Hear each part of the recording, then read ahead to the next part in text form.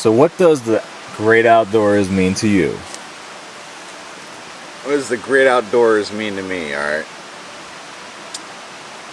So you think about it, it's kind of weird, like, the time that we went from, like, living in single room structures, like cabins and huts, and honestly, there's plenty of people in the world that still live like that, to where we are today, you know, like living in high-rise buildings, condos, multi-room, you know, houses, that kind of stuff. That's like 100 years, right?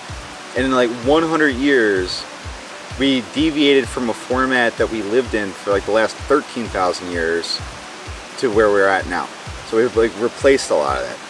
So I think there's something about like mankind's soul that wants us to go out in the woods, right? I know not everybody likes to go out in the woods. Not everybody likes to camp or fish or hunt, but I think it's something essential to the spirit of being human. There's just something about it, like the peacefulness and the tranquility, like life and death surrounds you in the woods. And I think that's beautiful. I think that's a big part of what makes the outdoors so special.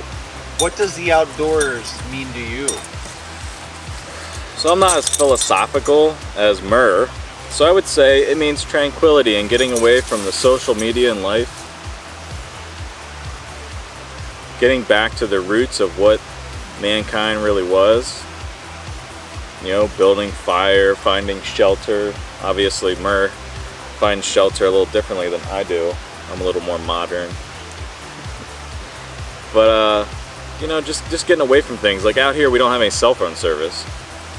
You know, just little things like that every once in a while, getting back to, you know, like we grew up in the 80s, and you know, that's kind of how life was back then. So that's what it means to me. It just means getting away from the rat race of life and back to a little bit of what our roots were as humans. So Murr has a new toy. Tell us about this toy. So this thing's made by Smiths. They make like knife sharpeners and stuff. It's like this little cheese grater deal. Look at that, man. Look at that. Look at all that tinder. Look at that, a nice little bird's nest, right? So you swipe right? Yeah, so you can swipe right on the fire, right? And then you put the grater in there so you don't cut yourself. But one thing I've used for years is pencil sharpener, right? Like you get it from Home Depot for like $1 or whatever it is. What you do is you just take it, and you just cup it, you just find a stick about the same diameter as your trigger finger, and you get these little flakes, and these things catch really well too. So, and then you got, in case vampires come, you got stakes ready to go. So, just to make like smaller pieces of firewood, it's like between this pencil sharpener and this little cheese grater, man. This little cheese grater thing's working out pretty cool. You just drag it across.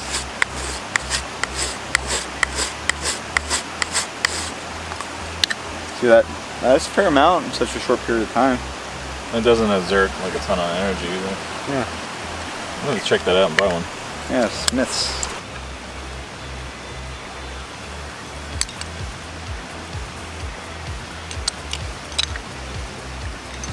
Look at it. You see how that shit catches? I'm gonna buy one of those.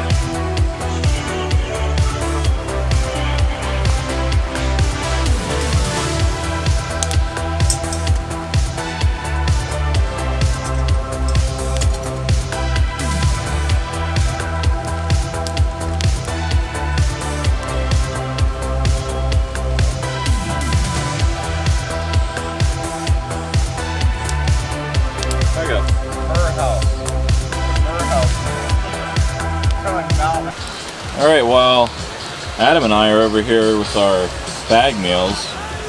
Murr's over here. He got some olive oil in the pan, making some Spam. Great American delicacy. So, all right, here's the deal. All right, these are like I take my food saver and make these little spice packs. This one's like sea salt. This one's Montreal steak. I will eat a rat if you let me have Montreal steak seasoning, man. It like makes a world of difference. And then what I do is I get these little unicorn bottles, right? Like the vape bottles, and I have one that's like all olive oil. It's like just enough for a couple days. I have another one that's like dish soap.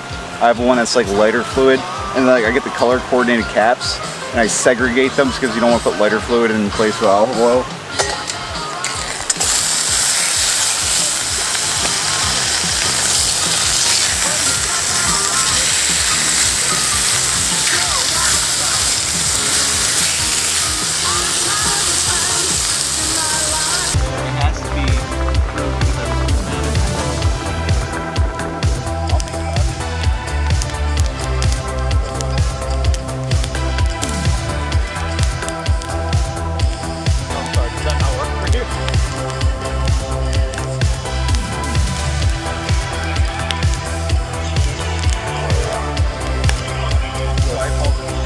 Five hours later.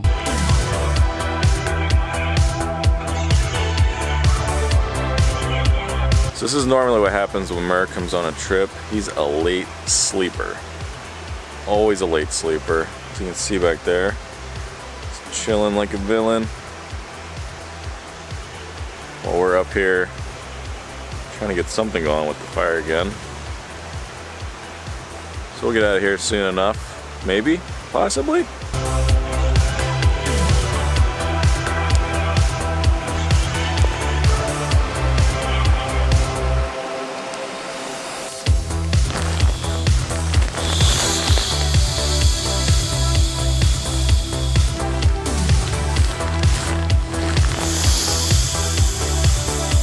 Alright, these two guys are getting coffee.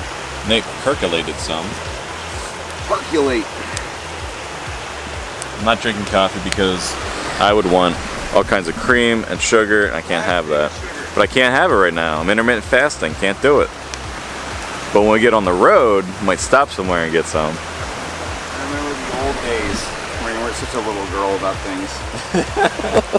Alright, this is Adam Kraut. What's up, guys? Tell everybody what you're all about, where you're at on the internet, and what you do. I am a lawyer that does firearms related stuff. You can find me on the Gun Collective doing the legal brief. You can follow me on Instagram at @theadamkraut. I have facebook.com/theadamkraut. If you want to see pictures of dogs and other cool things, then you can probably find more of that there. But fun stuff, and we're out here camping with Captain Burrs and Murr overnight. And we're breaking camp and getting ready to huff back to the cars. Alright, it's time to head out. Everybody's rucked up, except for Atlas. Time to ruck up and shut up, Adam. We're out of here. Yeah, because I was complaining. Pipe down. No, I don't want to walk.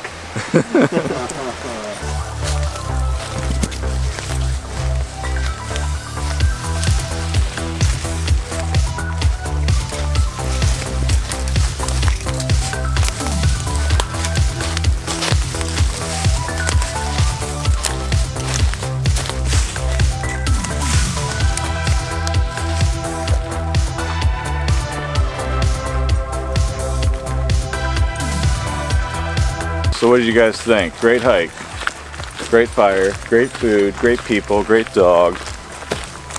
We got Adam Kraut to try Spam for the first time. That was fun. Yeah, delicious. I haven't had Spam in years. So thank you, Murr, for bringing a can of Spam. Delicious. It was a good time. Yeah.